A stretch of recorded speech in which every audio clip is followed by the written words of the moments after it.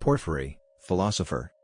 Porphyry of Tyre, /Porphyri Greek, pi omicron rho phi iod omicron sigma, Porfyrios, Arabic, Furfūriyūs, circa 234 CE-circa 305 CE, was a Neoplatonic philosopher who was born in Tyre, in the Roman Empire.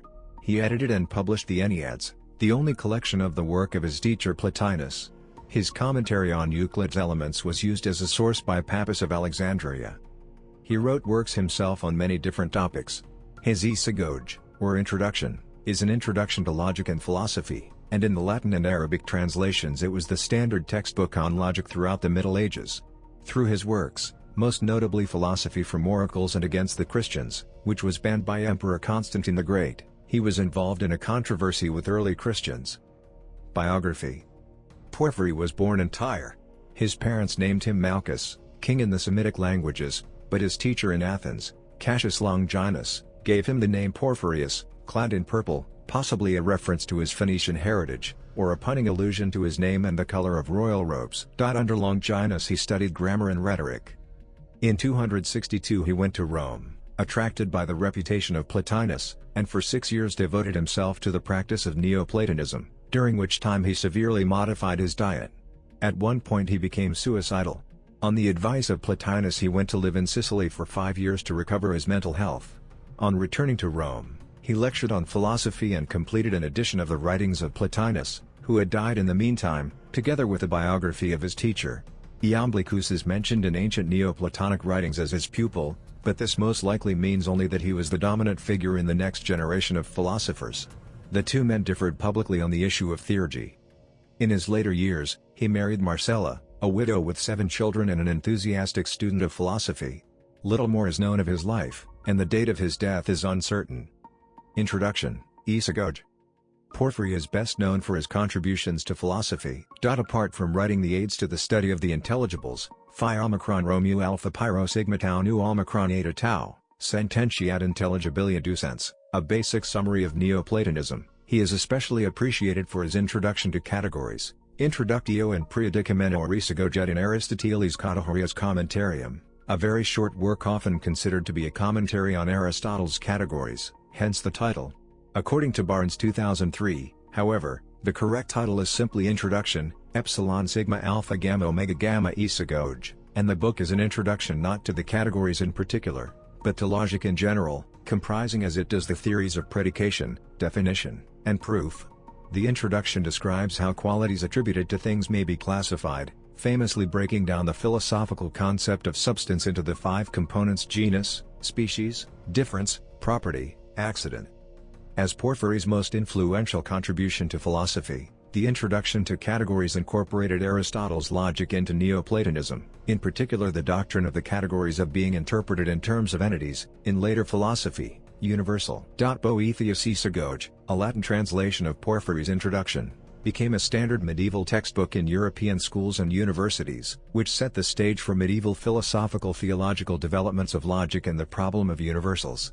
In medieval textbooks, the all-important arbor Porphyriana, Porphyrian tree, illustrates his logical classification of substance. To this day, taxonomy benefits from concepts in Porphyry's tree, in classifying living organisms, see cladistics.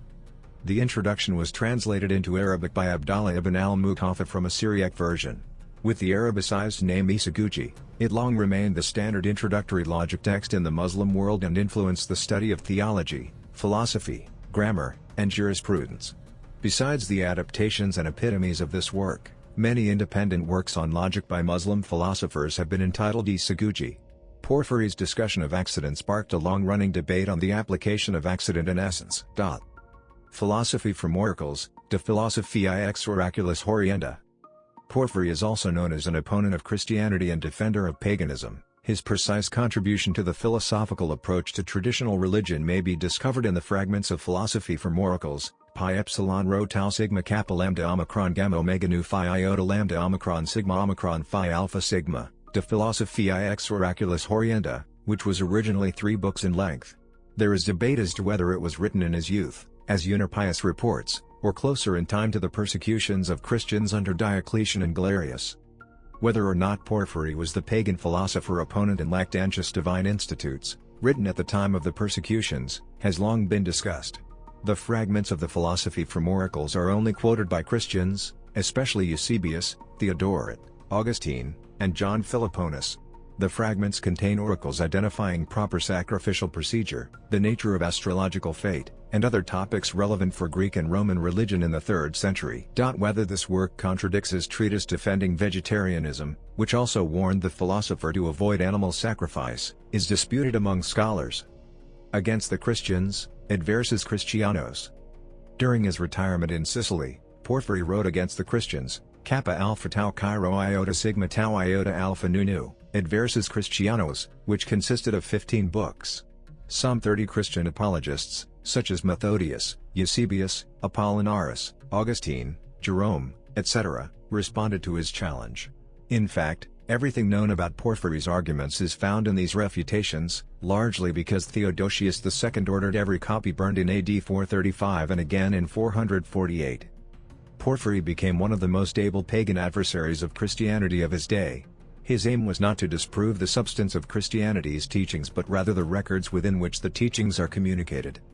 According to Jerome, Porphyry especially attacked the prophecy of Daniel because Jews and Christians pointed to the historical fulfillment of its prophecies as a decisive argument. But these prophecies, he maintained, were written not by Daniel but by some Jew who in the time of Antiochus Epiphanes, d. 164 BC, gathered up the traditions of Daniel's life and wrote a history of recent past events but in the future tense, falsely dating them back to Daniel's time. The first part of Daniel, with the exception of the dream in Daniel 2, is historic, not prophetic. Porphyry, attacking only the prophetic portion, declares it to be merely a late anonymous narrative of past events, purporting to have been predicted long before by Daniel. Thus Porphyry's scheme was based on the supposed spuriousness of Daniel's prophecies. Porphyry devised his own interpretation where the third prophetic kingdom was Alexander, and assigned the Macedonian Ptolemies and Seleucids to the fourth kingdom. From among these he chose 10 kings, making the 11th to be Antiochus Epiphanes.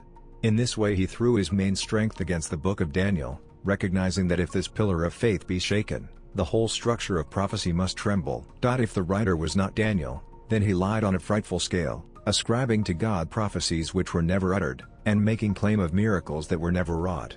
And if Daniel's authorship could be shown to be false, then Christ himself would be proved to bear witness to an impostor. Matt. 24:15. Porphyry's thesis was adopted by Edward Gibbon, the English deist Anthony Collins, and most modernist scholars. Augustine and the 5th century ecclesiastical historian Socrates of Constantinople assert that Porphyry was once a Christian. Other subjects. Porphyry was opposed to the theurgy of his disciple Iamblichus. Much of Iamblichus' Mysteries is dedicated to the defense of mystic theurgic divine possession against the critiques of Porphyry. French philosopher Pierre Hadot maintains that for Porphyry, spiritual exercises are an essential part of spiritual development. Porphyry was, like Pythagoras, an advocate of vegetarianism on spiritual and ethical grounds. These two philosophers are perhaps the most famous vegetarians of classical antiquity. He wrote the On Abstinence from Animal Food, Pi Epsilon Rho Pi Omicron Chi Sigma Mu Psi Chi Omega Nu, De Abstinentia Abesu Animalium, advocating against the consumption of animals, and he is cited with approval in vegetarian literature up to the present day. Porphyry also wrote widely on astrology, religion, philosophy, and musical theory. He produced a history of philosophy, Philosophos Historia, with vitae of philosophers that included a life of his teacher, Plotinus. His Life of Plato from Book 4 exists only in quotes by Cyril of Alexandria. His book Vita Pythagoreae on the life of Pythagoras is not to be confused with the book of the same name by Iamblichus. His commentary on Ptolemy's Harmonics, Ista Harmonica Ptolemei Hypomnema, is an important source for the history of ancient harmonic theory. Porphyry also wrote about Homer.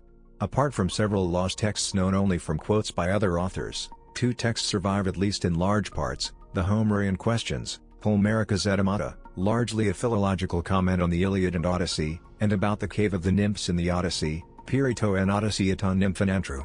Works translations. An Odyssey eton Nymph.